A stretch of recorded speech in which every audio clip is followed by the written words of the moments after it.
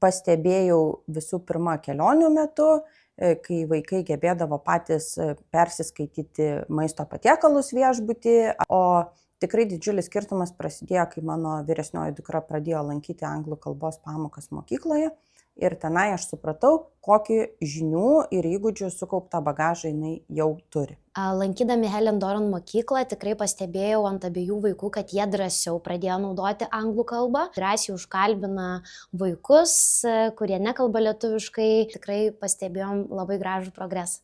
Pats dalyvau, aišku, pirmose pamokėlėse su mokytoja. Įdomu, vaikam patiko.